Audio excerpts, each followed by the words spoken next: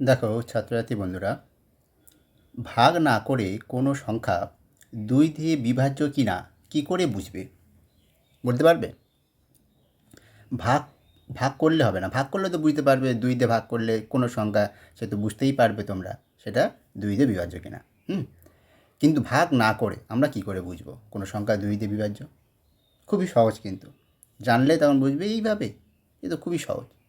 তাহলে চলো আমরা তাহলে সেটাই আজকের শিখব। ঠিক আছে?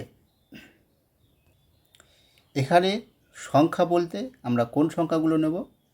কোনো ভগ্নাংশ সংখ্যা নয়, কিন্তু এখানে হচ্ছে পূর্ণ সংখ্যা। ভগ্নাংশ সংখ্যা তার আবার ভাগ কী, বিভাজ্য আর এ কী, তাই তো? পূর্ণ সংখ্যাই দেখতে হবে সেটা বিভাজ্য কিনা, তাই না? সেই জন্য ভগ্নাংশ সংখ্যা নয়, বুঝতেই পারছো। তাহলে পূর্ণ সংখ্যা, যে কোনো পূর্ণ সংখ্যার মধ্যে কী কী আছে? শূন্য আছে, আর এদিকে ধনাত্মক পূর্ণ সংখ্যা আছে, আর এদিকে আছে ঋণাত্মক পূর্ণ সংখ্যা। এই যে সংখ্যাগুলো কোনগুলো 2 দিয়ে বিভাজ্য সেটা আমরা ভাগ না করে বলে দিতে পারবো। ঠিক আছে? সেটা কীভাবে করব দেখে নাও। ধরো আমি একটা সংখ্যা, আগে একটা উদাহরণ দিয়ে বোঝাচ্ছি।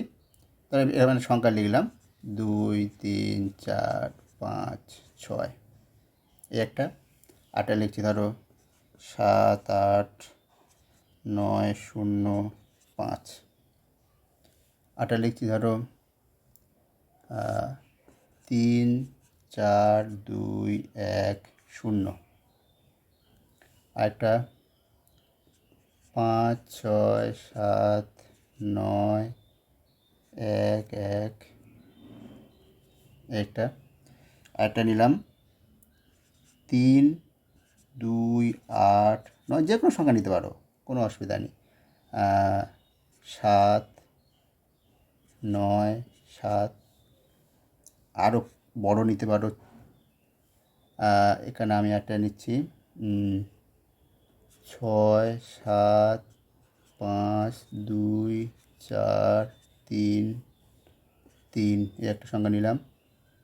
আরও অনেক কিছু নেওয়া যায়। ঠিক আছে? এই কটা নিলাম। এবার দেখো এই সংখ্যাগুলোর মধ্যেও কোনগুলো 2 দিয়ে বিভাজ্য আর কোনগুলো 2 দিয়ে বিভাজ্য নয় তুমি ভাগ না করে বলে দিতে পারবে। কীভাবে করবে?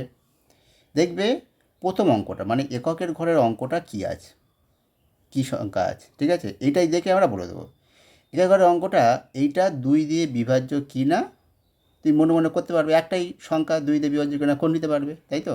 দেখো 6 আছে, 6টা 2 দিয়ে বিভাজ্য, তাহলে আমরা বলে দেবো পুরো সংখ্যাটাই 2 দিয়ে বিভাজ্য। এটা হয়ে গেল। 11 ঘরের অঙ্কটা, এর দেখো 5 আছে, এটা কি 2 দিয়ে বিভাজ্য? তা তো নয়, তাহলে এইটা 2 দিয়ে বিভাজ্য হবে না। তাহলে এটা হলো 2 দিয়ে বিভাজ্য। এটা দেখো এর এই অঙ্কটার ক্ষেত্রে দেখো এত বড় একটা অঙ্ক, একক দশক শতক হাজার অযুত লক্ষ নিযুত, এত বড় অঙ্কটার এটা 2 দিয়ে বিভাজ্য কিনা ভাগ না করে আমরা বলে দেবো।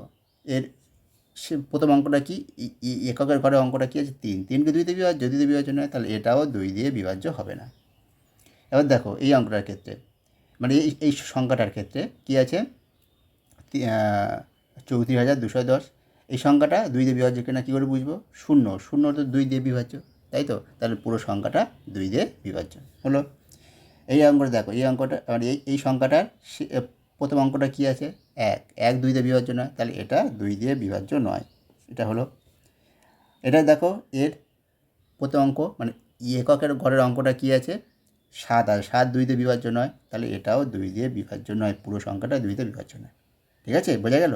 তাহলে আমি কি দেখব? যে কোনো সংখ্যার প্রথম, মানে একক ঘরের অঙ্কটা সেটা 2 দিয়ে বিভাজ্য হচ্ছে কিনা। যদি সেটা 2 দিয়ে বিভাজ্য হয় তাহলে পুরো সংখ্যাটাই 2 দিয়ে বিভাজ্য, আর যদি 2 দিয়ে বিভাজ্য না হয় তাহলে সেই পুরো সংখ্যাটাই 2 দিয়ে বিভাজ্য হবে না। তাহলে দেখো আমরা ভাগ না করে এটা বলে দিতে পারলাম। তাহলে বুঝতে পারলে? ঠিক আছে? এবার যদি এর জায়গায় এটা ঋণাত্মক সংখ্যা হয়, এটা ঋণাত্মক যদি হয়ে যায়, এই একই নিয়ম। ঠিক আছে? সেটাও একই নিয়ম, ঋণাত্মক সংখ্যার ক্ষেত্রেও একই নিয়ম। ঠিক আছে?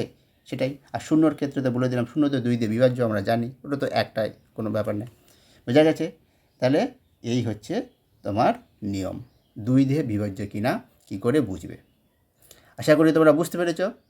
ঠিক আছে? তোমাদের কেমন লাগলো ভিডিওটা অবশ্যই তোমরা কমেন্ট করে জানাও, এবং বন্ধুদের মধ্যে শেয়ার করে দিতে পারো। যারা জানে না, যাদের প্রয়োজন এই ধরনের ভিডিও, তাদের কাছে শেয়ার করতেও পারো। ঠিক আছে? তাহলে আজকের এই পর্যন্ত। ভালো থেকো।